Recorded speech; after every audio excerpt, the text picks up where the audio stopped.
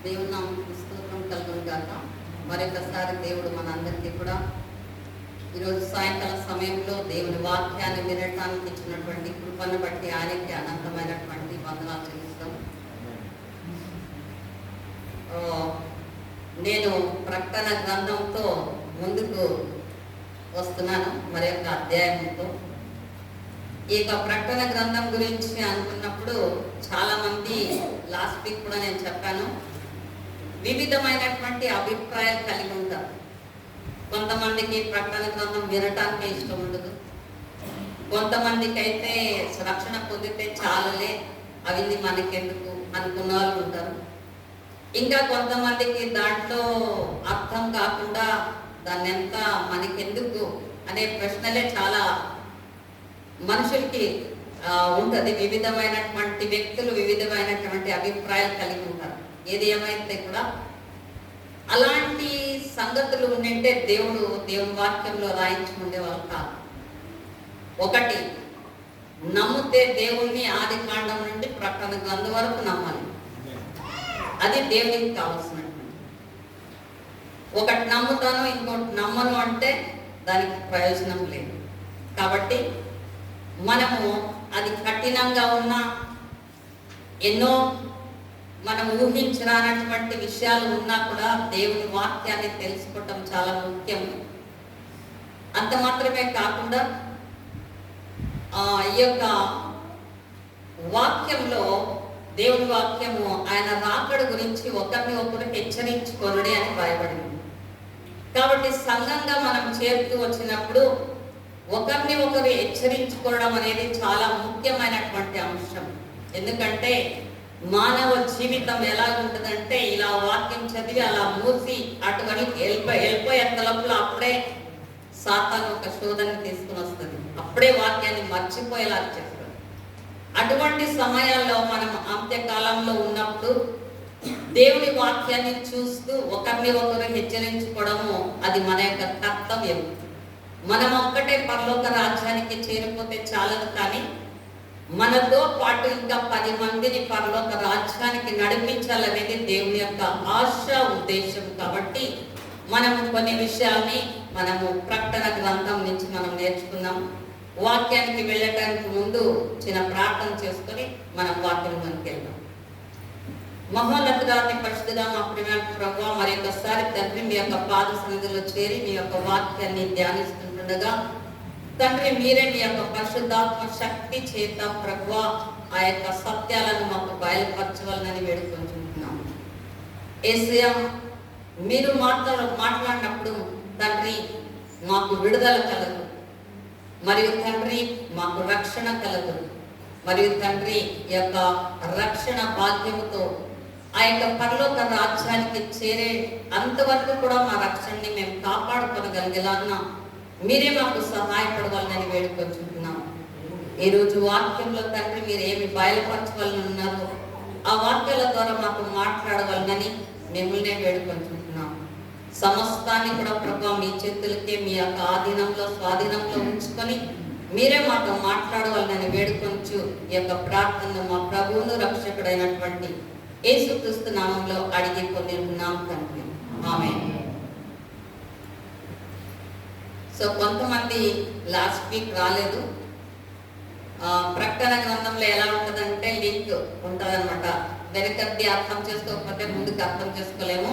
నేను వివరంగా చెప్పను, కానీ జస్ట్ పాయింట్ చెప్పి ముందుకు వెళ్తాను. సో 12వ అధ్యాయంలో మనము నేర్చుకున్నాము, అక్కడ ఇశ్రాయేలు ప్రజలు దేవాలయాన్ని కట్టారు. ఆ తర్వాత యాంటీ క్రైస్ట్ వాళ్ళతో కూడా 7 సంవత్సరాల నిబంధనను చేసుకున్నాడు.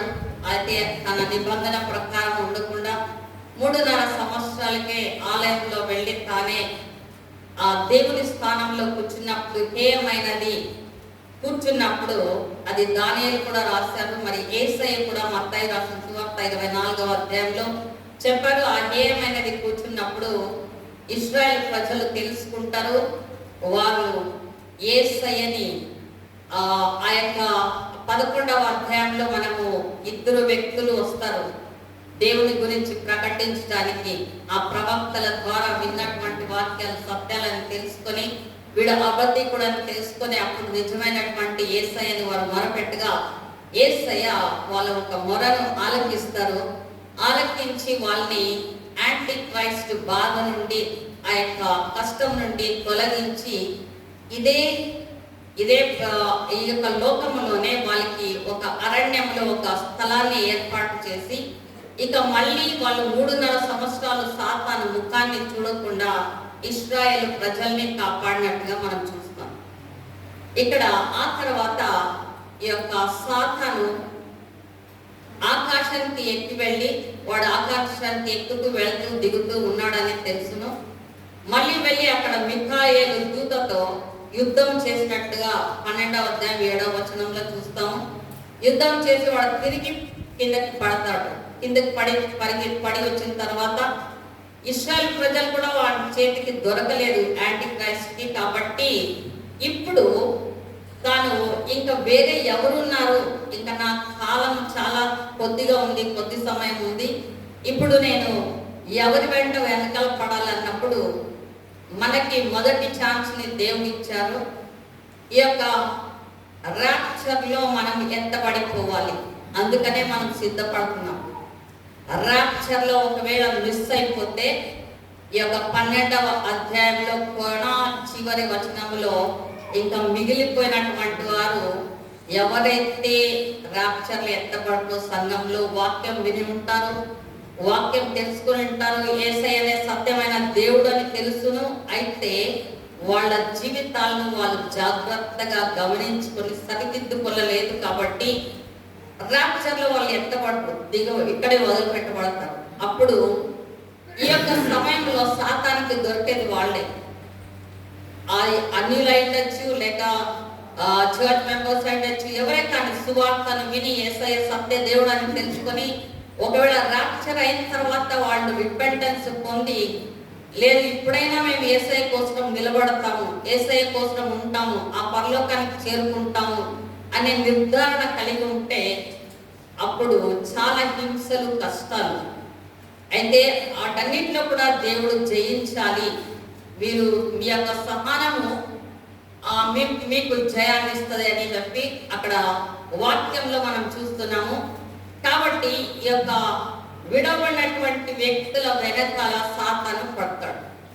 ఓకే, ఇక్కడ 12వ అధ్యాయం 17వ వచనం వచనాన్ని మనం చదువుతున్నాం ముందుగా. అందుచేత ఆ ఘట సర్పము ఆగ్రహం తెచ్చుకొని దేవుని ఆజ్ఞలు గైకొనుచు యేసును గురించి సాక్ష్యం ఇచ్చుచు ఉన్న వారైన ఆమె సంతానములో శేషించిన వారితో యుద్ధము చేయటకై బయలువడని సముద్ర తీరమున నిలిచెను. సో ఎక్కడ నిలుచుకునిందంట? సాతాను సముద్ర తీరములో నిలుచుకుంది. ఇక్కడ 13వ అధ్యాయంలో మనం ప్రవేశిస్తుండగా ఇక్కడ మొదటి వచనంలో మనం చూసినప్పుడు మరియు 10 కొమ్ములను 7 తలలను గల యొక్క క్రూర మృగమును సముద్రంలో నుండి పైకి వచ్చుట చూచి తిని దాని కొమ్ముల మీద 10 కిరీటములను దాని తలల మీద దేవదూషణకరమైన పేర్లను ఉండెను అని రాయబడింది మొదటి వచనం. ఇక్కడ సముద్రము, ఇక్కడ 12వ అధ్యాయంలో చదివినప్పుడు సముద్ర తీరమున నిలిచెను అని ఉంది. 13వ అధ్యాయంలో చూసినప్పుడు క్రూర మృగము సముద్రములో నుండి పైకి వచ్చెను అని ఉంది. ఈ యొక్క విషయాన్ని చూసినప్పుడు క్రూర మృగము ఈ యొక్క 13వ అధ్యాయంలో ఈ యొక్క క్రూర మృగము సముద్రములో నుండి వచ్చెను అని అన్నప్పుడు చాలా మట్టుకు మనమందరం అనుకుంటాము నీళ్ళలో నుంచి బయటకు వచ్చినటువంటి ఒక మృగం.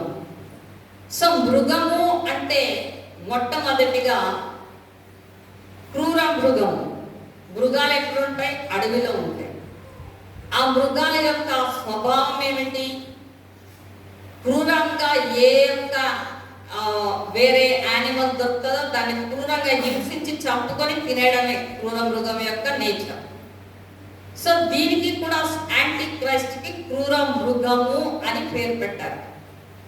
అంటే ఇక క్రూర మృగం యొక్క లక్షణాలు ఏమిటి అంటే వేరే వారిని బాధించటం, వేరే వారిని అడగగొట్టటం, వేరే వారిని ప్రతి ఒక్క విషయంలో కూడా అడగగొట్టటమే, చంపుకొని తిరగటం అని ఇంకొక భాషలో మనం చెప్పుకోవచ్చు. అది క్రూర మృగం యొక్క లక్షణాలు. అయితే ఇక్కడ క్రూర మృగము అని వ్రాయబడి ఉంది.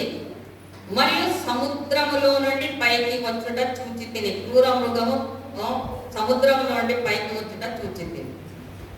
అయితే ఇక్కడ మనము సముద్రములో నుండి అని మనము అనుకుంటాము.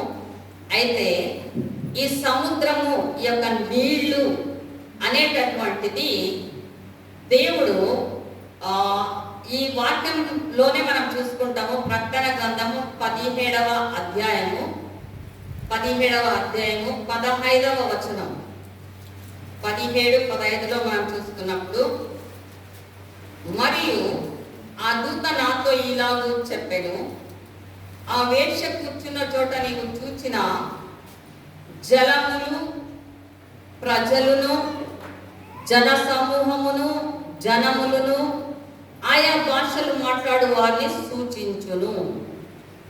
సో ఇక్కడ మనం చూసినప్పుడు జలములు అంటే ప్రజలు అని, అంటే సముద్రంలో నుండి వచ్చాడు అని అంటే జనములో నుండి వచ్చిన ఒక మృగం అంటే సముద్రంలో నుంచి వచ్చాడని అర్థం కాదు. కానీ జలము అంటే ఇక్కడ ఏం సూచించాడు? ప్రజల్ని, జన సమూహమును, జనములను, ఆయా భాషలు మాట్లాడు వారిని సూచించు. సో అంటే ఈ ప్రపంచం అంతటా కూడా ఆయా భాషలు మాట్లాడు వాళ్ళు ఉన్నారు. ఈ యొక్క భాషలు మాట్లాడే ప్రతి ఒక్క జనాల్లో నుండి కూడా ఈ క్రూర మృగము బయటికి వస్తుంది అని దేవుని వాక్యము మనకి బోధిస్తున్నట్టుగా మనం చూస్తున్నాం.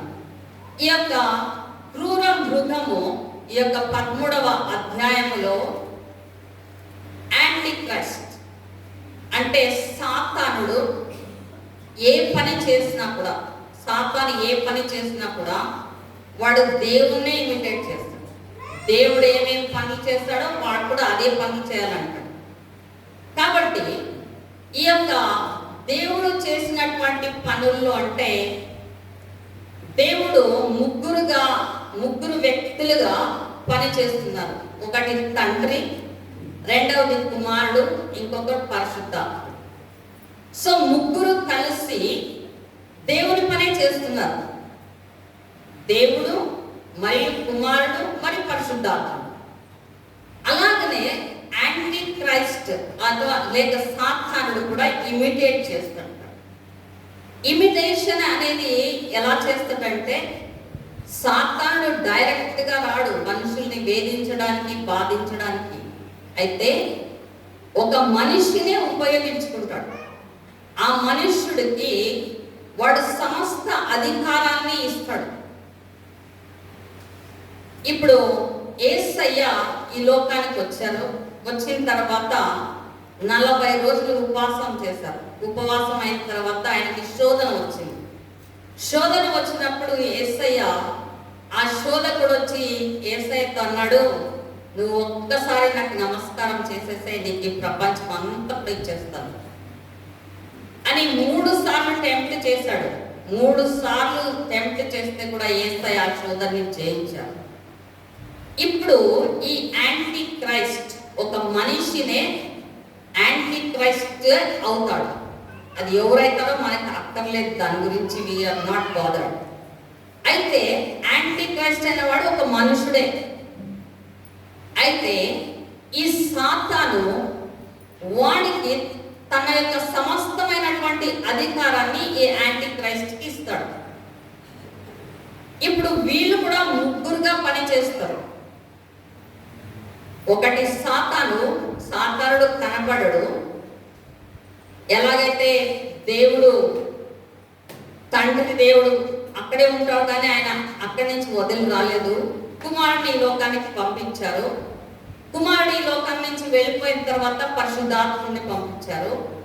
అయితే అదే విధంగా సాతాను కూడా దేవుణ్ణి ఇమిటేట్ చేసి, ఇప్పుడు సాతాను బయట సీన్లోకి రాడు. అయితే ఒక వ్యక్తిని, ఒక మనిషిని వాడుకుంటాడు. వాడు యాంటీ క్రైస్ట్ గా మారుతాడు. ఇక్కడ 13వ అధ్యాయము 1వ వచనం నుండి మళ్ళీ 10వ వచనం వరకు కూడా యాంటీ క్రైస్ట్ గురించి చెప్పబడింది. 11వ వచనానికి వచ్చేసరికి అక్కడ మనం చూస్తాము అబద్ధ ప్రవక్త. అంటే ఇతడు యాంటీ క్రైస్ట్ కి అసిస్టెంట్ అంటే ఇప్పుడు పరిశుద్ధాత్ముడు దేవుడిని ఎలాగైతే మన కోసమై పంపించారో అలాగా ఈ అబద్ధ ప్రవక్త పనిచేస్తాడు. యాంటీ క్రైస్ట్ కి అసిస్టెంట్ గా పనిచేస్తాడు. సో దాని గురించి మనము తెలుసుకుందామంట. అయితే ఇక్కడ 13వ అధ్యాయము 1వ వచనంలో, మరియు 10 కొమ్ములను 7 తలలను గల యొక్క క్రూర మృగము సముద్రంలో నుండి పైకి వచ్చుట చూచి తిని, దాని కొమ్ముల మీద 10 కిరీటములను, దాని తలల మీద దేవదూషణకరమైన పేర్లను ఉండెను. 2వ వచనంలో చూసినప్పుడు, నేను చూచిన ఆ మృగము చిరత పులిని పోలి ఉండెను. దాని పాదములు ఎలుగు వంటి పాదముల వంటివి, దాని నోరు సింహపు వంటిది. దానికి ఆ ఘట సర్పము తన బలమును, తన సింహాసనమును, గొప్ప అధికారమును ఇచ్చెను. ఇక్కడ మనకి క్లియర్ గా తెలుస్తుంది, సాతానుడు యాంటీ క్రైస్ట్ కి తన అధికారాన్ని, మళ్ళీ బలాన్ని, సమస్తాన్ని కూడా ఇచ్చినట్టుగా మనం చూస్తున్నాం. అంటే వచ్చేటటువంటి యాంటీ క్రైస్ట్ తన స్వంత బలముతో చేయడు, కానీ సాతాను యొక్క బలము చేత, సాతాను యొక్క శక్తి చేత వాడు ఈ లోకంలో నడిపింపబడతాడు. వాడికి సమస్తమైనటువంటి అధికారం కూడా ఇవ్వబడతాడు. వాడి యొక్క సొంత శక్తి చేత ఉండదు. అయితే ఇక్కడ రాయబడింది 2వ వచనంలో, నేను చూసిన ఆ మృగము చిరుత పులిని పోలి ఉండెను, దాని పాదములు ఎలుగు వంటివి. ఇక్కడ 3 జీవుల్ని మనం చూస్తాము. ఒకటి చిరుత పులి, ఒకటి ఎలుగు వంటి, ఇంకొకటి సింహం. ఈ యొక్క 13వ అధ్యాయాన్ని మనము అర్థం చేసుకోవాలి అన్నట్లయితే మనము వెనకలికి దానియేలు గ్రంథం 7వ అధ్యాయానికి వెళ్ళాలి. దానియేలు గ్రంథము 7వ అధ్యాయానికి వెళ్తే అక్కడ దానియేలుకి ఏమైతే దర్శనాలు కలిగాయో అవే ప్రకటన గ్రంథంలో యోహానికి కూడా దేవుడు చూపించినవి అనేది మనము గ్రహించగలుగుతాము. కొంతసేపు ఈ యొక్క దానియేలు గ్రంథంలో ఉన్నటువంటిది చూసుకున్నాము. దానియేలు గ్రంథము 7వ అధ్యాయము 1వ వచనం నుండి నేను చదువుతాను. మొదటి సంవత్సరమైన దానియేలు దర్శనములు కలిగెను. అతడు తన పడక మీద పరుండి ఒక కల కని, ఆ కల సంగతి సంక్షేపముగా వివరించి వ్రాసెను. దానియేలు వివరించి చెప్పినదేమనగా, రాత్రి యందు దర్శనములు కలిగినప్పుడు నేను తేరి చూచుండగా ఆకాశము నలుదిక్కుల నుండి సముద్రం మీద గాలి వీచుట నాకు కనబడేను. ఇక్కడ కూడా సముద్రము అని రాయబడి ఉంది చూడండి. అక్కడ కూడా సముద్రము అనే రాయబడి ఉంది. ఆ 4 దిక్కుల నుండి కూడా సముద్రం మీద గాలి వీచుచుండే అని రాయబడి ఉంది. ఇప్పుడు ఏమి జరిగిందో చూద్దాం. ఇంకొక నెక్స్ట్ వచనంలో, అప్పుడు 4 మిక్కిలి గొప్ప జంతువులు మహాసముద్రంలో నుండి పైకెక్కెను. ఆ జంతువులు ఒకదానికొకటి భిన్నములై ఉండెను. మొదటిది సింహము వలెను పోలినది గాని దానికి పక్షిరాజు రెక్కల వంటి రెక్కలు ఉండెను. నేను చూచుచుండగా దాని రెక్కలు తీసివేయబడినవి గనుక మనుషుని వలె అది పాదములు పెట్టుకొని నేల పైన నిలుచుండెను. మరియు మానవ మనస్సు వంటి మనస్సు దానికి ఇయ్యబడెను. 2వ జంతువు ఎలుగు బంటిని పోలినది, అది ఒక పారిశ్రమం మీద పండుకొని తన నోట పండ్ల మధ్య 3 ప్రక్కటెముకలను పట్టుకొన్నది. కొందరు లెమ్ము, విస్తారముగా మాంసము భక్షించుము అని దానితో చెప్పిరి. అటు పిమ్మట చిరుతపులిని పోలిన యొక్క జంతువు చూచి తిని, దాని వీపు పక్షి రెక్కల వంటి 4 రెక్కలుండెను, దానికి 4 తలలుండెను, దానికి ఆధిపత్యం ఇయ్యబడెను. పిమ్మట రాత్రి యందు నాకు దర్శనములు కలిగినప్పుడు నేను చూచుచుండగా ఘోరమును భయంకరమునగు 4వ జంతువు ఒకటి కనబడెను. ఇక్కడ వరకు ఆత్మ ఇంతవరకు చూసుకున్నాం. సో ఇక్కడ ప్రకటన గ్రంథం 13వ అధ్యాయంలో ఇప్పుడు అక్కడ 3 జంతువుల గురించి మనం చూసాము. ఒకటి సింహము, ఇంకొకటి ఎలుగుబంటి, ఇంకొకటి చిరుతపులి. సో 3 అక్కడ యానిమల్స్ గురించి రాయబడినట్టుగా మనం చూసాము. మళ్ళీ ఇక్కడ దానియేలు గ్రంథంకి వస్తే ఇక్కడ కూడా అదే రాయబడింది. సో ఇది దేనిని సూచించుచున్నది అంటే, దానియేలుకి దర్శనములు కలిగినాయి. ఆ దర్శనంలో దేవుడు ముందుగానే చూపించాడు. ఏమనంటే, ఇశ్రాయేలు ప్రజలు వాళ్ళు పాపం చేసినందుకై దేవుడు వాళ్ళని తరిమి కొట్టినప్పుడు వాళ్ళు బబులోను దేశానికి చెరపట్టుకొని పోబడ్డారు. దానియేలు ఆ యొక్క బబులోనులో ఉన్నాడు. బబులోనులో ఉన్నప్పుడు దానియేలుకు కలిగినటువంటి దర్శనం. సో అప్పుడు దానియేలుతో దేవుడు స్పష్టంగా మాట్లాడినటువంటిది ఏమంటే, సింహం, మొట్టమొదటిగా సింహాన్ని చూశాడు, ఆ తర్వాత ఎలుగుబంటిని చూశాడు, ఆ తర్వాత చిరుతపులిని చూశాడు, ఆ తర్వాత విచిత్రమైనటువంటి భయంకరమైనటువంటి జంతువుని చూసినట్లుగా మనం చూస్తాము. దాని గురించి ఇంకా నేను చదవలేదు. ఓకే, ఈ యొక్క 3 కూడా అక్కడ చూసినప్పుడు మనము ముందుగా వివరణలోకి వెళితే అక్కడ క్లియర్గా రాయబడి ఉంది. ఏమనంటే, మొట్టమొదటిగా దానియేలు ఉన్నటువంటి ఆ యొక్క బబులోనులో నెబుకద్నెజరు రాజుకు సింహానికి పోల్చారు. ఆ సింహము నెబుకద్నెజరు రాజు, అతనికి 2 రెక్కలు ఉండేవి. అతనికి అంత పవర్, అంత అధికారం ఉంది. అయితే అతని యొక్క గర్వము వలన అతడు తన రాజ్యాన్ని పోగొట్టుకొని అడవికి వెళ్ళిపోతాడు. అందుకోసం అది పాదములు నేల మీద ఉండేదని రాయబడి ఉంది. సో ఆ సింహానికి పవర్ పోయింది.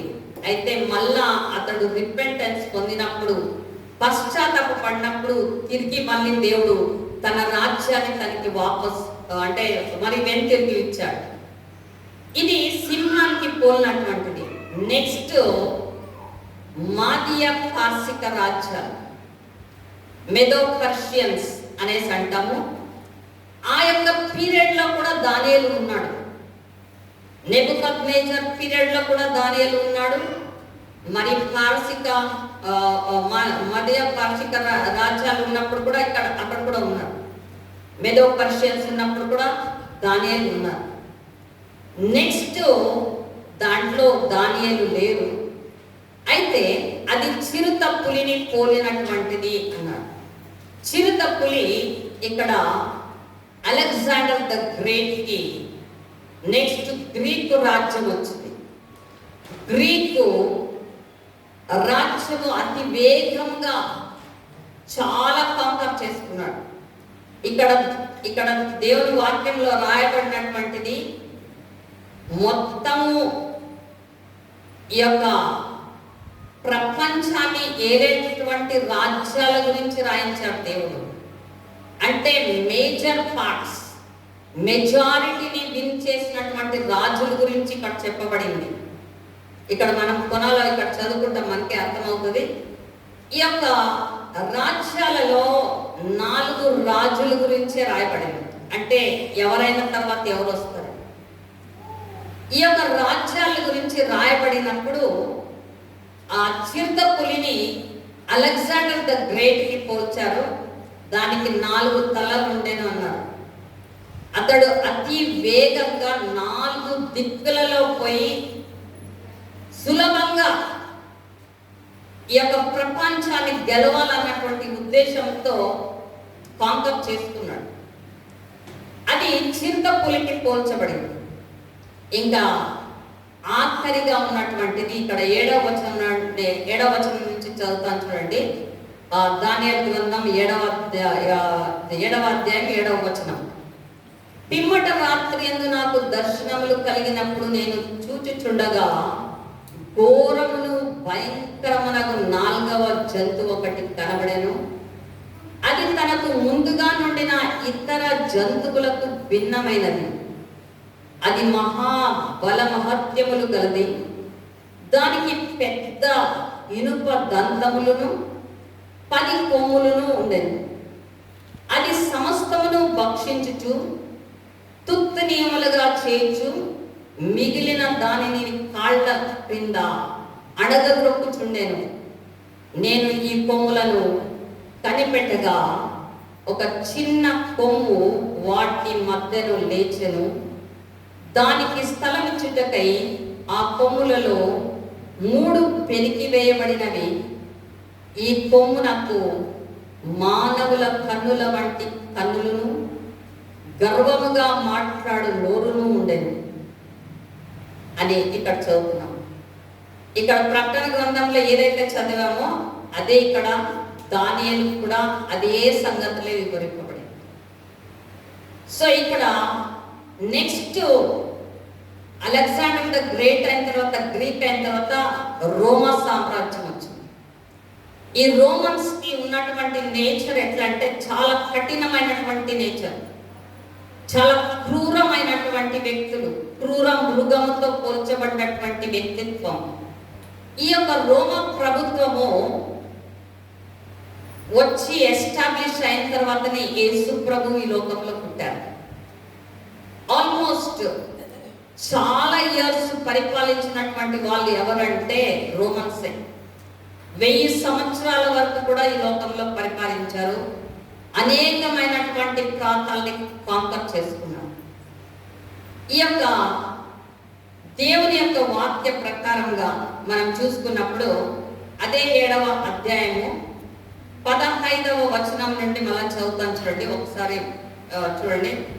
నాకు కలిగిన దర్శనములు నన్ను కలవరపరచుచున్నందున దానియేలును నేను నా దేహములో మనోదుఃఖము గలవాడనైతే నేను దగ్గర నిలిచి ఉన్న వారిలో ఒకరి యొద్దకు పోయి ఇందు గూర్చిన నిజమంతయు నాకు చెప్పుమని అడగగా అతడు నాతో మాట్లాడి ఆ సంగతుల భావమును నాకు తెలియజేసెను.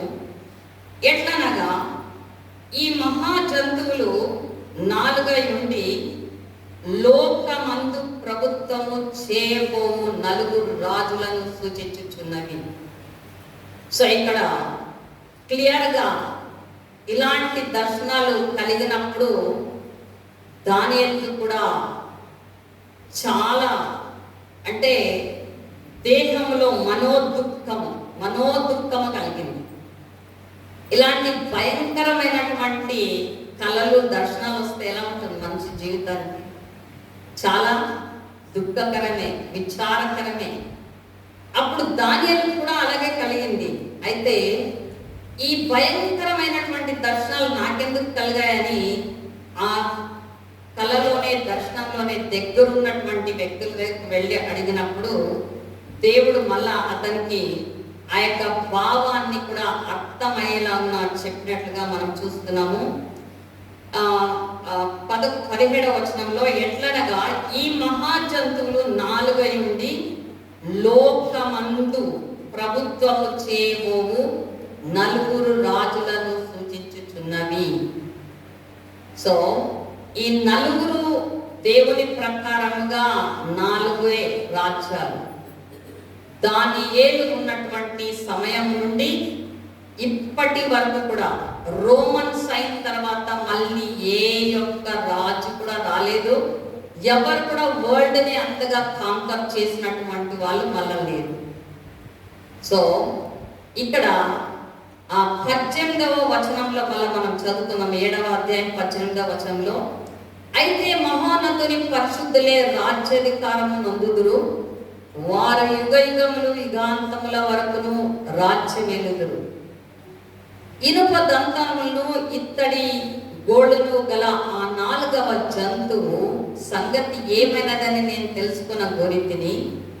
అది అన్నిటికీ భిన్నమును మిగుల భయంకరమై సమస్తమును పగలగొట్టుచు మృంగుచు మిగిలిన దానిని కాళ్ళ క్రింద అణగద్రొక్కుచుండెను. సో మీకు ఇప్పుడు అర్థమవుతుంది క్లియర్గా, 4వ వ్యక్తి ఆ యొక్క యాంటీ క్రైస్ట్ వచ్చేటటువంటి వాడు బహుఘోరమైనటువంటి వాడు. ఇనుప దంతాలు ఉన్నాయంటే ఇంక మన పండ్లు ఎట్లుంటాయి, ఇనుప దంతాలు ఉంటే దాంట్లో వేసి నమ్మితే ఎట్లుంటుంది మెషిన్. సో అటువంటి భయంకరుడు.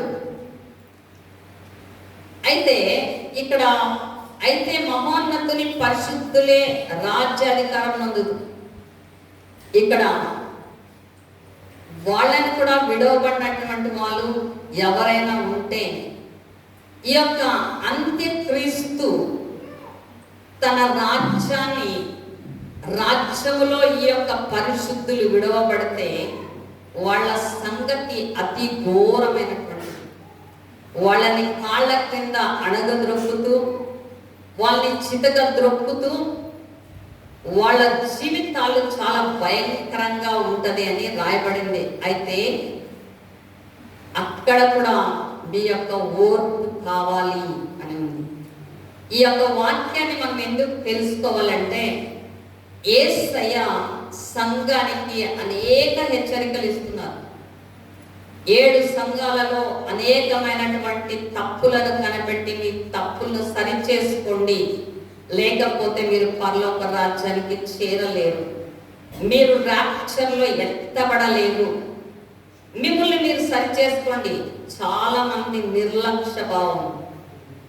యేసయ్య తన ఉపమానాల మూలకంగా ఆయన చెప్పినటువంటిది 10 మంది కన్యకల గురించి, 5 మంది బుద్ధిమంతులు, 5 మంది బుద్ధి లేనటువంటి వారు. అంటే ఆయన ఇండైరెక్ట్ గానే ఎప్పుడు చెప్తారు, ఆయన ఉపమాన మూలకంగా. అంటే 50% ఆఫ్ ద చర్చ్ విడవబడితే, వాళ్ళకి యొక్క వాక్యము తెలిసి ఉంటే, అప్పుడైనా రియలైజ్ అయ్యి, అప్పుడు కన్నా తెలుసుకొని యాంటీ క్రైస్ట్ని మాత్రం ఫాలో కాకుండా, యేసయ్యనే నిజమైన దేవుడు, ఆయన కోసం నేను ఎన్ని శ్రమలనన్నా అనుభవిస్తాను, ఇక్కడ పరిశుద్ధుల యొక్క ఓర్పు సహనము ఇక్కడ కనపరుచుకోవాలి. ఈ యొక్క యాంటీ క్రైస్ట్ పీరియడ్ లో విడవబడినటువంటి వారికి చాలా పరీక్ష. మనం ఈ లోకానికి వచ్చిందే పరీక్షలు రాయడానికే. ప్రతిరోజు మనకే పరీక్ష ఉంటుందంటే, యాంటీ క్రైస్ట్ కాలంలో ఇంకెంత పెద్ద పరీక్ష ఉంటుందో మీరు ఒక్కసారి ఆలోచన చేసుకోండి. యేసయ్య ఈ లోకానికి మనల్ని అందరినీ పంపించింది పరీక్షలు రాయడానికే. రోజు ప్రొద్దున లేస్తేనే మన ఎదుట 2 ఆప్షన్స్ నిలబడతాయి, ఒకటి చెడు, ఒకటి మంచి. మనము ఏది ఎంచుకుంటామో, దేవుని యొక్క వాక్య ప్రకారంగా మనకు నిర్ధారణలు ఉంటాయో, లేక దేవునికి విరుద్ధంగా సాతాను పక్షంగా మన యొక్క డెసిషన్స్ తీసుకుంటామో, అది మన మీద ఆధారపడి ఉంటుంది. ఈ లోకంలో ఇప్పుడే మనం ఈ పరీక్షల్ని రాస్తూ, ఎందుకంటే ఇక్కడ స్వాతంత్రం ఉంది మనకి. ఇప్పుడు ఉన్న మన పీరియడ్లో మనకి స్వాతంత్రం ఉంది. చెడునన్నా ఎంచుకోవచ్చు, మంచినన్నా ఎంచుకోవచ్చు. అయితే యాంటీ క్రైస్ట్ పీరియడ్లో వాడు బలవంతపరుస్తాడు, బలవంతము చేసి పాపాన్ని చేస్తాడు. దేవునికి ఏదైతే ఇష్టము కాదో ఆ పనిని నువ్వు చేస్తావా లేదని భయంకరంగా హింసిస్తాడు. అయితే అప్పుడు కూడా లేదు, నువ్వు దేవుడివి కాదు, నా యేసయ్యే నిజమైన దేవుడు అని గట్టిగా పరిశుద్ధులు నిలబడితే అప్పుడు పరలోక రాజ్యానికి వెళ్ళే అవకాశం, దేవుని చెంత చేరటానికి అవకాశం ఉంది, కానీ లేకపోతే లేదు. సో ఇక్కడ 7వ అధ్యాయం 19వ వచనంలో మనం చదువుకున్నాము. ఆ తర్వాత 20వ వచనం చూసినప్పుడు, మరియు దాని తలపై ఉన్న 10 కొమ్ముల సంగతియు వాటి మధ్య నుండి పెరిగి 3 కొమ్ములను కొట్టివేసి కన్నులను గర్వముగా మాట్లాడు నోరును గల ఆ వేరొక కొమ్ము సంగతి అనగా దాని కడమ కొమ్ముల కంటే బలము కలిగిన ఆ కొమ్ము సంగతి విచారించి తిని. సో ఇప్పుడు 4 కొమ్ములు, దాంట్లో 3 పెరిగివేయబడ్డాయి. అంటే మొదటిది బబులోను రాజ్యము, నెబుకద్నెజరుది. రెండవది మెదో పర్షియన్స్, రెండవ కొమ్ము. మూడవది మరి అలెగ్జాండర్ ద గ్రేట్. ఈ 3 పోయినాయి, ఇప్పుడు 4వ కొమ్ము. సో ఈ సంగతి ఏమని దానియేలు దాని గురించి విచారం చేసినప్పుడు అక్కడ 21వ వచనంలో రాయబడింది, ఈ కొమ్ము పరిశుద్ధులతో యుద్ధము చేయొచ్చు, వారిని గెలుచునదాయని. ఆ మహావృద్ధుడు వచ్చి మహోన్నతుని పరిశుద్ధుల విషయంలో తీర్పు తీర్చు వరకు అలాగు జరుగును, కానీ సమయం వచ్చినప్పుడు ఆ పరిశుద్ధులు రాజ్యము నేలుదురనే సంగతి నేను గ్రహించి తిని. ఎంత బ్యూటిఫుల్ గా రాయబడింది చూడండి. ఆ యొక్క 4వ కొమ్ము పరిశుద్ధులతో యుద్ధం చేస్తుంది. ఇక్కడ విడవబడినటువంటి వారితో యుద్ధం చేస్తుంది. అయితే దేవుడు అన్నాడు, మీరు విశ్వాసం కలిగి ఉండండి, మీ యొక్క నమ్మకాన్ని మీరు వదులుకోవద్దండి. అప్పుడు మీరు గెలుస్తారు. గెలిచి మళ్ళీ ఏమవుతుందంట, తీర్పు దినం వస్తుంది. ఆ మహావృద్ధుడు వచ్చి మహోన్నతుని పరిశుద్ధుల విషయంలో తీర్పు తీర్చే వరకు అలాగూ జరుగుతుంది. ఆయన వచ్చేంత వరకు అది జరుగుతుంది. ఆ తర్వాత పరిశుద్ధులే ఈ రాజ్యాన్ని ఏలుతారు అని రాయబడింది. సో ఇక్కడ మనము చూసినప్పుడు దేవుడు చాలా క్లియర్గా మాట్లాడినట్టుగా మనం చూస్తున్నాం. దానియేలుతో దాని యొక్క వివరణను కూడా ఆయన చెప్పారు. ఇంకా కింద వచనాలకి మనం వచ్చినప్పుడు అదే దానియేలు గ్రంథం 7వ అధ్యాయంలో 23వ వచనం నుండి, నేను అడిగిన దానికి ఆ పరిచారకుడు ఇలాగ చెప్పెను, ఆ 4వ జంతువు లోకములో తక్కిన ఆ 3 రాజ్యములకు భిన్నమగు 4వ రాజ్యమును సూచించుచున్నది. అంటే ఈ 3 రాజ్యాలు ఒక రీతిగా ఉన్నాయి, అయితే 4వ రాజ్యము భిన్నంగా, వేరేగా, విచిత్రమంగా ఉన్నట్లుగా మనం చూస్తున్నాము. అది సమస్తమును అణగద్రొక్కుచు పగలగొట్టుచు లోకమంతయు భక్షించు. ఎంతంట లోకమంతా భక్షించునంటే యాంటీ క్రైస్ట్ కింద సర్వలోకం కూడా వస్తుంది. ఒక పార్ట్ కాదు, ఈ భూలోకమున అంతటినీ కూడా ఏలుతారు. ఆ 10 కొమ్ములు ఆ రాజ్యము నుండి పుట్టబోవు 10 మంది రాజులను సూచించుచున్నది. ఈ 10 కొమ్ములు, ఆ మృగము మీద 10 కొమ్ముల్ని మనం చూస్తున్నాము. ఆ 10 కొమ్ములు ఏమి కాదు కానీ 10 రాజ్యములు అందరూ ఏకీభవించి వారు సాతాను పనినే చేస్తారు. దానికే ఆ 10 కొమ్ములు కూడా సూచింపబడినది. కడపట ముందుగా ఉన్న రాజులకు భిన్నమగు మరి ఒక రాజు పుట్టి ఆ 3 రాజులను పడద్రోయును. ఆ రాజు మహోన్నతునికి విరోధముగా మాట్లాడుచు, ఇప్పుడు మనము అక్కడ చదివాము, ఆ దేవుని దూషణకరమైన మాటలు ఆ యొక్క 7 తలల మీద వ్రాయబడి ఉంది అని మనం చూసాము. దానినే ఇక్కడ దానియేలు కూడా ఇక్కడ చూస్తాము. ఆ రాజు మహోన్నతునికి విరోధముగా మాట్లాడుచు, ఆయనకు విరుద్ధంగా మాట్లాడతాడు సాతాను. మహోన్నతుని భక్తులను నలుగొట్టును అతడు పండుగ కాలములను న్యాయ పద్ధతులను నివారణ చేయును. సో ఇక్కడ ఏమవుతుంది, యాంటీ క్రైస్ట్ పీరియడ్ లో పండుగలు పోతాయి, న్యాయ పద్ధతులు ఇంకా ఉండవు. న్యాయం అనేది భూలోకం మీద ఉండదు. మీరు ఎవ్వరికి కంప్లైంట్ విడవబడితే ఎవ్వరికి పోయి కంప్లైంట్ చేసుకోనికి లేదు. ఏ పోలీసు వచ్చి విడవిడ్చడు, లేక ఏ కోర్టు కచేరీలు వచ్చి ఎవరిని విడిపించు. అంటే కంప్లీట్ గా ఈ భూలోకం అంతా కూడా అన్యాయముతోనే, దౌర్జన్యముతోనే, ఆ దుష్టుడు చేత నలగొట్టబడమే జరుగుతుంది. కానీ మీ మొరను ఆలకించేవారు ఇంకా ఎవ్వరు కూడా ఉండరు. అందుకే ప్రతిసారి రాప్చర్లో ఎత్తపడే సంఘంలో మనం ఉండాలని మనల్ని మనము హెచ్చరించుకుంటున్నాం. మనల్ని మనం సిద్ధపరచుకొని ఇతరులను సిద్ధపరిచే వారముగా ఉండాలనే దేవుని యొక్క ఆశ. లాస్ట్కు పోతానా కొన్ని ఆత్మలను లాక్కొని వెళ్ళిపోవాలి. సో అలాగా మనం హెచ్చరింపబడాలంటే మనం సంఘానికి రెగ్యులర్గా రావాలి. సంఘంలో మనం ఎప్పుడైతే సహవాసం కలిగి ఉంటామో ఈ యొక్క హెచ్చరిక మాటలను వినగలుగుతాము, మన రక్షణని మనం కాపాడుకోగలుగుతాము, ర్యాప్చర్లో ఎత్తబడగలుగుతాము.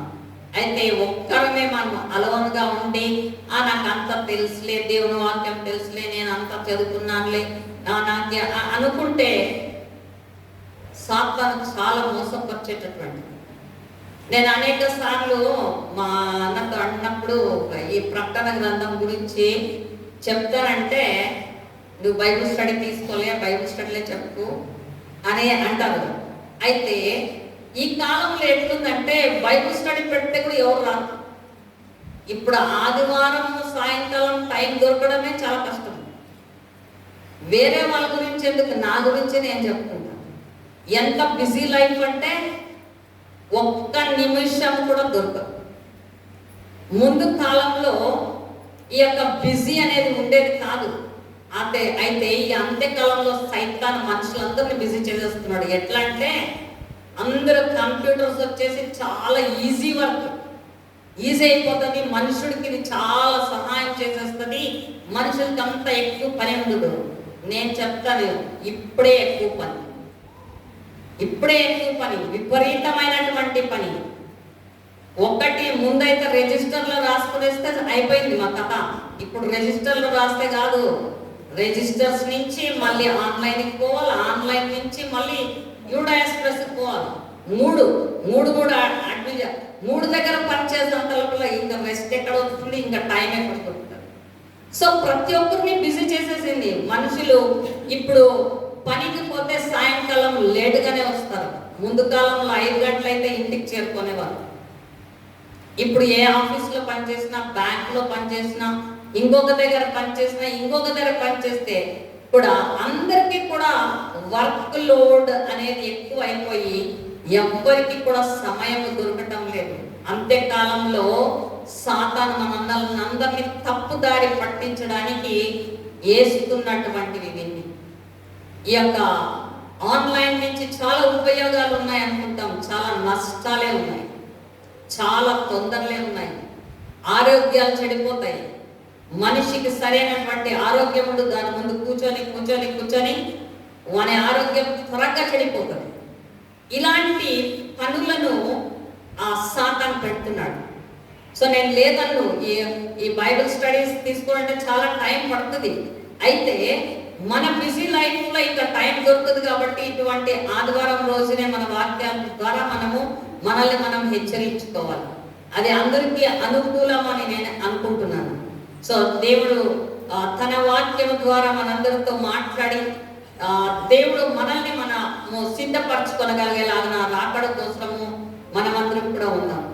సో ఇక్కడ 24వ వచనము 7వ అధ్యాయం 24, ఆ 10 కొమ్ములు ఆ రాజ్యము నుండి పుట్టబో 10 రాజులను సూచించుచున్నవి. కడపట ముందుగా ఉన్న రాజులకు భిన్నమగు మరి ఒక రాజు పుట్టి ఆ 3 రాజులను పడద్రోయును. ఆ రాజు మహోన్నతునికి విరోధముగా మాట్లాడుచు మహోన్నతుని భక్తులను నలగగొట్టుచు అతడు పండుగ కాలంలోను న్యాయ భక్తులను విచారణ కొనును.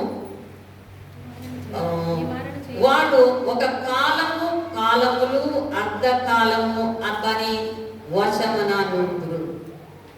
సో ఇది ప్రకటన గ్రంథంలో కూడా రాబడింది.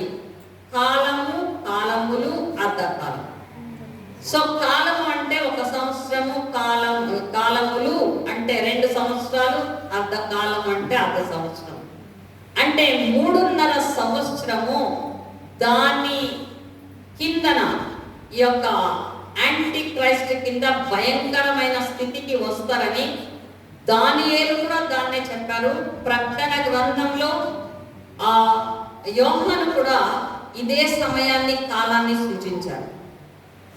ఇక్కడ 26వ వచనంలో అతని అధికారము నశింప చేయుటకు నిర్మూలము చేయుటకును తీర్పు విధింపబడెను గనుక అది కొట్టివేయబడెను. ఆకాశమంతటి క్రిందనున్న రాజ్యమును అధికారమును రాజ్య మహత్యమును మహోన్నతుని పరిశుద్ధులకు చెందును. ఆయన రాజ్యము నిత్యము నిల్చును. అది అధికారులందరూ దానికి దాసులై విధేయులగుదురు. ఇంతలో సంగతి సమాప్తమాయను అని చెప్పెను. దానియేలను నేను విని మనస్సునందు అధికమైన కలత గలవాడనైతిని. అందుచేత నా ముఖము వికారమాయను. అయితే ఆ సంగతి నా మనస్సులో నుంచుకొంటిని. సో ఈ యొక్క అన్ని కూడా చెప్పి ఆఖరిగా దానియేలుతో అంటాడు, ఇంకా సమయం రాలేదు, దీన్ని మూసేయి అంటాడు దేవుడు. అయితే ప్రకటన గ్రంథంకి వచ్చినప్పటికీ యోహానుతో అంటారు, ఇప్పుడు సమయం వచ్చింది, దీన్ని అందరికి చెప్పాలి, దీన్ని విప్పు అంటారు ఆయన.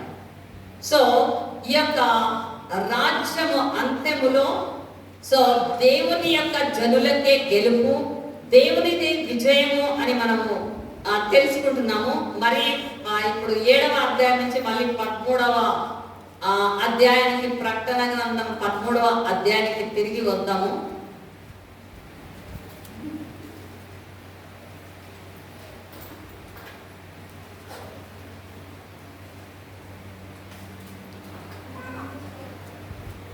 ఈ యొక్క 13వ అధ్యాయము 2వ వచనం వరకే నేను చదివాను. అక్కడ రాజ్యాల గురించి చెప్పినందుకు దాన్ని అర్థం చేసుకోవడానికి మనం వెనుతిరిగి దానియేలు గ్రంథానికి వెళ్ళాము. ఇక్కడ 3వ వచనంలో దాని తలలో ఒక దానికి చావు దెబ్బ కలిగినట్టుండేను. అయితే ఆ చావు దెబ్బ మానిపోయాను కనుక జనులందరూ మృగము వెంట వెళ్ళొచ్చు ఆశ్చర్యపడుచుండేది.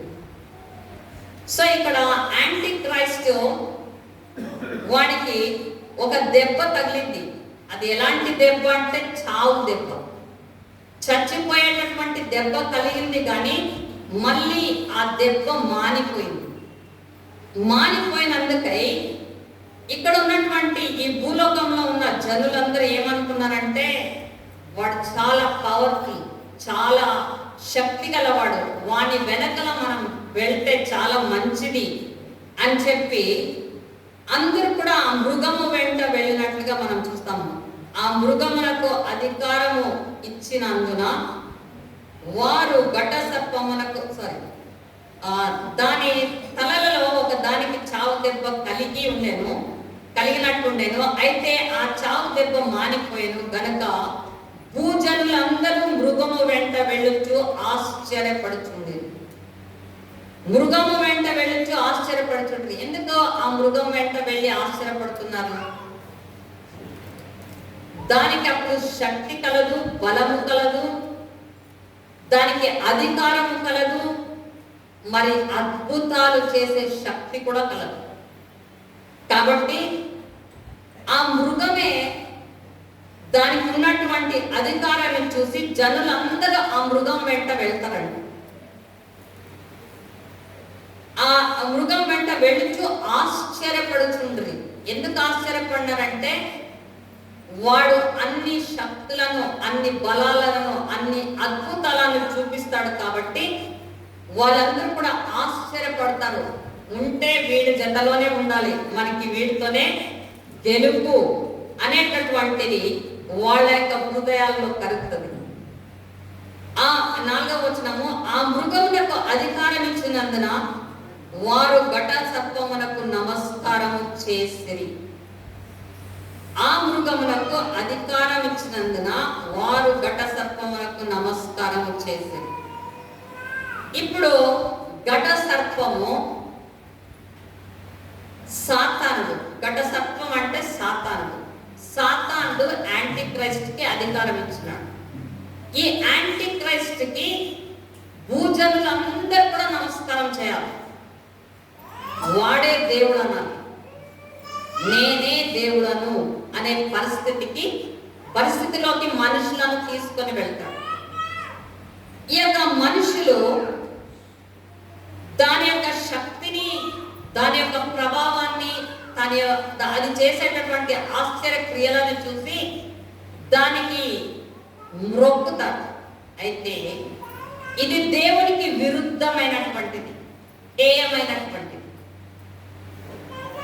ఈ యొక్క ఇశ్రాయేలులో ఆ యొక్క ఆలయములో హేయమైనటువంటి వస్తువు వచ్చి కూర్చున్నది అన్నప్పుడు యాంటీ క్రైస్టే తానే దేవుడనని వెళ్ళి కూర్చుంటాడు. అప్పుడే ఒక విగ్రహము చేయబడుతుంది.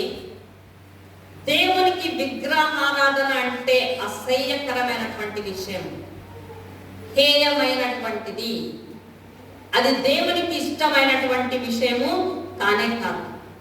అయితే ఇక్కడ ఈ యొక్క యాంటీ క్రైస్ట్ వచ్చినప్పుడు జనులను ఆకర్షించుకొని తన వెంట వచ్చినటువంటి వాళ్ళకి తాను ఏదో గొప్పగా చేస్తానని తీసుకొని వెళ్తాడు. కానీ వాడు అన్ని మోసపు మాటల చేత వారిని మోసపరిచి వారిని నరకానికి లాక్కొని పోవడానికి వాని యొక్క ఉద్దేశం.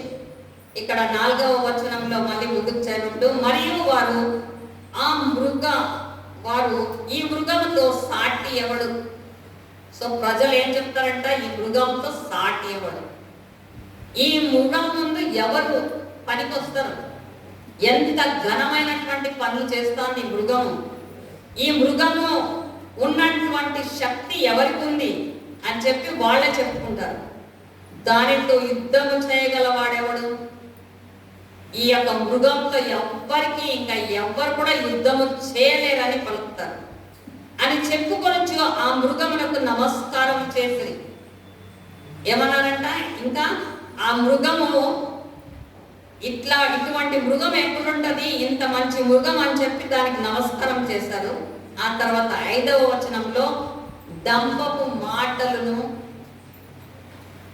దేవ దూషణలను పలుకు ఒక నోరు దానికి ఇయ్యబడింది. ఇంకా ఏం చేస్తుందంటే ఆ మృగము దేవునికి విరుద్ధంగా మాట్లాడుతుంది. దేవదూషణ అంటే ఏమని చెప్తుంది, నా అంతకుడు ఉన్నాడా, దేవుడు ఎక్కడున్నాడు, ఏం చేయగలడు, ఏం చేస్తాడు, ఇంకా ఆయనకి ఇష్టం వచ్చిన రీతిగా దానికి తిట్టడానికి కూడా ఇంకా దేవుడు అలో చేసేస్తున్నాడు. సో దేవ దూషణలు పలుకు ఒక నోరు దానికి ఇయ్యబడేను, మరియు 42 నెలలు తన కార్యము జరుపని అధికారము దానికి ఏర్పాటయ్యాను. ఎన్ని రోజులు చేస్తుందండి ఈ పని, దానికి కూడా మళ్ళీ దేవుడు కంట్రోలే, అక్కడ లిమిట్ ఆయన ఆజ్ఞ ఇచ్చే వరకే. సో 3.5 సంవత్సరాలు మరియు 42 నెలలు అంటే కూడా 3.5 సంవత్సరాలే. కాలములు అర్ధకాలం అంటే కూడా 3.5 సంవత్సరాలే. సో దానికి ఏర్పాటైనటువంటి కాలము ఎంత అంటే 3.5 సంవత్సరాలే. ఆ 3.5 సంవత్సరాలు మాత్రమే దేవుణ్ణి దూషించడానికి దానికి నోరు ఇవ్వబడింది. ఆ యాంటీ క్రైస్ట్ దూషిస్తాడు దేవుణ్ణి. గనుక ముందు వచనంలో, గనుక దేవుని దూషించుటకును ఆయన నామమును ఆయన గుడారమును పరలోక నివాసులను దూషించుటకును అది తన నోరు తెరచెను. ఒకటే కాదు, దేవుణ్ణి దూషిస్తాడంట, దేవుని జనుల్ని, పరలోకంలో ఉండే వాళ్ళందరినీ దూషిస్తారు, అందరినీ తిడుతుంది. మరియు పరిశుద్ధులతో యుద్ధము చేయను, వారిని జయింపను, వానికి అధికారం ఇవ్వబడదు. ఇప్పుడు విడవబడినటువంటి క్రైస్తవ జనాంగం యేసు ప్రభును కొంతమంది కొన్ని కుటుంబాల్లో అందరూ రక్షణ పొందకపోతే, తల్లిదండ్రులు రక్షణ పొందితే వాళ్ళు వెళ్ళిపోతారు, బిడ్డలు విడపడిపోతారు. అయితే పిల్లలకి తెలుస్తుంది, మా అమ్మ మా నాయన చెప్తా ఉండ్రే, మేము వినకపోతేనే, మేము రక్షణ పొందలేకపోతేనే మేము విడవబడితేవి. అయితే మా అమ్మ మా నాయన పరలోక రాజ్యానికి చేరిపోయారు, ఇప్పుడైనా మేము కూడా ఆ రాజ్యానికి చేరాలన్నటువంటి ఆశ ఉందనుకోండి, అప్పుడు దేవుని కోసం అవి గట్టిగా నిలబడతారు. ఎందుకంటే వాక్యం వినుంటారు, వాక్యంలో ఏం చెప్పబడిందో విన్నారు కాబట్టి వాళ్ళ హృదయాలు కదిలింపబడకుండా దేవుని కోసం అవి స్థిరంగా నిలబడితే ఆ యొక్క పరిశుద్ధులు వాళ్ళని కూడా దేవుడు అందుకే విడవబడితే కూడా మళ్ళా వాళ్ళని కూడా పరిశుద్ధులనే పిలిచారు. ఎందుకంటే ఆఖరిగానైనా దేవుని కోసం నిలబడి వారి పాపము చేయకుండా దేవుని కోసమై కదలకుండా నిలవబడితే వాళ్ళని కూడా దేవుడు పరిశుద్ధులనే పిలిచారు. సో మరియు పరిశుద్ధులతో యుద్ధము చేయను, వారిని జయింపను, దానికి అధికారం ఇవ్వబడను. ప్రతి వంశము మీదను ప్రతి ప్రజ మీదను ఆయా భాషలు మాట్లాడు వారి మీదను ప్రతి జనము మీదను అధికారం ఇవ్వబడెను. భూనివాసులందరూ అనగా జగదుత్పత్తి మొదలుకొని వధింపబడి ఉన్న గొర్రెపిల్ల యొక్క జీవ గ్రంథమందు ఎవరి పేరు రాయబడలేదో వారు ఆ మృగమునకు నమస్కారం చేయుదురు. ఎవడైనను చెవి గలవాడైతే వినును గాక. ఎవడైనను చెరపట్టబడవలనని ఉన్న ఎడల వాడు చెరలోనికి పోవును. ఎవడైనను ఖడ్గము చేత చంపిన ఎడల వాడు ఖడ్గము చేత చంపబడగలను. ఈ విషయంలో పరిశుద్ధుల ఓర్పును విశ్వాసమును కనబడదు. సో దేవుడు ఇక్కడ వాళ్ళకి చెప్తున్నది రెండే ఆప్షన్స్. విడవబడినటువంటి క్రైస్తవులకి ఇంకా నేను కూడా పరలోక రాజ్యానికి వెళ్ళాలి అంటే వాడు తుత్తునియలుగా ఇనప కొలిమిలో వేసినట్టు లేక ఇనప దంతంలో కొరికినట్టుగా వారిని కొరుకుతూనే ఉంటాడు. అయితే వాడది 2 హింసలకి, ఒకటి చెరలోనన్నా వేయిస్తాడు, లేదంటే ఖడ్గము చేతన్నా చంపబడతాడు. ఈ 2 దానికి వాళ్ళు సిద్ధమైపోవాలి. ఎందుకంటే వాడిని ఎవరైతే యాంటీ క్రైస్ట్ ని నమస్కరించరో, వాడిని ఎవరైతే పూజించరో, వారిని ఎవరైతే ఆరాధించరో అటువంటి వాళ్ళకి ఈ శిక్ష కలిగేది తప్పదు. తప్పకుండా చెరలో కన్నా వెళ్ళాలి, లేదా ఖడ్గం చేతన్నా చంపబడాలి. దీంట్లో పరిశుద్ధుల విశ్వాసం కనబడును అని వ్రాయబడి ఉంది. కాబట్టి ఇది యాంటీ క్రైస్ట్ అంత్యములో చేయబోతున్నటువంటి విషయాలు. సో దీని గురించి మనం భయపడవలసిన అవసరం లేదు. మనమందరం కూడా సిద్ధపడి దేవుని యొక్క రాక కోసమై ఎదురు చూస్తూ ప్రతిరోజు సిద్ధపాటుతో, అది రెప్పపాటున జరిగేటటువంటిది, మళ్ళీ ఇంకొక ఛాన్స్ దొరకదు. కాబట్టి ప్రతి ఒక్కరు సంఘంగా మనల్ని మనం సిద్ధపరచుకోవచ్చు, మన కుటుంబాన్ని సిద్ధపరుస్తూ, మన స్నేహితుల్ని సిద్ధపరుస్తూ ప్రతి ఒక్కరం కూడా పరలోక రాజ్యంలో చేరటానికి, దేవుని పక్షంలో ఉండటానికి, ఆయన ఇచ్చేటటువంటి సుఖాన్ని మనము అనుభవించటానికి, ఆయన చేసే మేళ్లను మనం అనుభవించటానికి, ఈ లోకంలోనే యేసయ్యను నమ్ముకున్నాక మనం చిన్న పరలోక రాజ్యాన్ని చూస్తాం. మన జీవితానికి ముందు శాంతి సమాధానం లేకున్నటువంటి సమాధానాన్ని మనం చూడగలము. ఈ యొక్క లోకంలోనే మనము ఈ యొక్క శాంతిని మనం అనుభవించినప్పుడు మరి పరలోకంలో అయితే దేవునితో కలిసి ఉంటే ఇంకెంత ఆనందాన్ని, సంతోషాన్ని అనుభవిస్తామో ఒకసారి జ్ఞాపకం చేసుకొని, ఈ లోకము మనల్ని ఏ దానికి ఆకర్షించినప్పటికీ ఏది దేవునికి విరుద్ధంగా ఉందో దాన్ని తెలుసుకొని మనం వదిలిపెట్టి మనల్ని మనము దేవుని వాక్య ప్రకారముగా శుద్ధి చేసుకుంటూ ఈ యొక్క ప్రకటన గ్రంథంలోనే అందుకే వ్రాయబడింది, పరిశుద్ధుడు ఇంకా పరిశుద్ధుడుగానే ఉండదేమో, మరి ఇంకా చెడిపోయినటువంటి వారు ఇంకా చెడిపోలే అనే అన్నారు.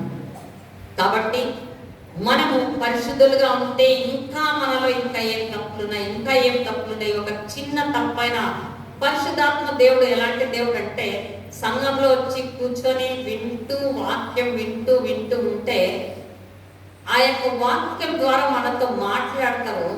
మనలో చిన్న తప్పు ఉంటే కూడా ఆ వాక్యం ద్వారా మనం హెచ్చరింపబడతాం. చాలాసార్లు నేను చూసాను. అది బయటకి చెప్పుకోకపోయినా కూడా ప్రతి ఒక్కరు హృదయంతో ఆయన మాట్లాడతారు. ఇంకొకటి ఏమంటే, మనము ఏ సమస్యల గుండా వెళ్తున్నామో ఎవరికి చెప్పాల్సిన అక్కర్లేదు. అయితే చర్చ్లో వచ్చి కూర్చోండి, అక్కడ నిలుచుకున్నటువంటి ప్రసంగికులు ఎవరైనా కానివ్వండి, వాళ్ళతో మనం ఏం సమస్యలు చెప్పుకోం, కానీ పరిశుద్ధాత్మ దేవుడు వాళ్ళ ద్వారా మనతో మాట్లాడతారు. మనల్ని మాట్లాడి హెచ్చరిస్తారు, మనతో మాట్లాడి మన సమస్య నుండి బయటకు తీసుకుని వస్తాం. అంత మంచి దేవుడిని మనం కలిగి ఉన్న దేవుడు అయి ఉండగా ఆయన కోసమై, ఆయన్ని ప్రేమించి ఆయన కోసమై ప్రాణాలైనా వదులుకొనడానికి ఎప్పుడు సిద్ధంగా ఉండాలి. ఇంకొకటి ఏమంటే, ఇప్పుడు అంత్యంలో జరిగే పరిశుద్ధులు వాళ్ళ పోరాటంలో ప్రాణాలు పోగొట్టుకుంటారనేది ఉంది. అయితే ఆది నుండి కూడా దేవుని కోసమై హతసాక్షులుగా చనిపోయినటువంటి వారు అనేకులు ఉన్నారు. అందుకే ప్రకటన గ్రంథం 5వ అధ్యాయంలో ఆ పరిశుద్ధులు అక్కడ దేవునికి మొరపెడుతున్నారు. దేవా, వాళ్ళకి ఎప్పుడు తీర్పు తీరుస్తావు? దేవా, నువ్వు ఎప్పుడు వాళ్ళకి తీర్పు తీరుస్తావు? మమ్మల్ని అందరినీ ఇలా కొంచెం సేపు ఆగండి అని అన్నారు దేవుడు. అంటే కొన్నిసార్లు దేవుడు సాతానికి అనుమతిస్తాడు, తన పిల్లలు చనిపోలాగా అనుమతిస్తారు. అయితే అంత్యములో రాజ్యము నేలేటటువంటి వాళ్ళు ఎవరు? మనమే. అంత్యములో క్రీస్తు రాజ్యమే ఏర్పడుతుంది. క్రీస్తు కోసమై మనము ఉన్నటువంటి వారు మనమే రాజ్యాన్ని ఏలబోతాం. దాని గురించి మనం మర్చిపోకూడదు. సో ఈరోజు అబద్ధ ప్రవక్త గురించి చెప్పలేదు, ఆయన టైం ఎక్కువ తీసుకున్నాను. మరి దీంతో నేను ముగిస్తాను. ఒక చిన్న ప్రార్థన చేసుకొని ముగించుకున్నాను. మమ్మల్ని మిగిలిగా ప్రేమించి మా ప్రభా, ఇంతవరకు కూడా తండ్రి మాతో మాట్లాడేందుకే మీకు స్తోత్రాలు, వందనాలు చెల్లిస్తున్నాం తండ్రి.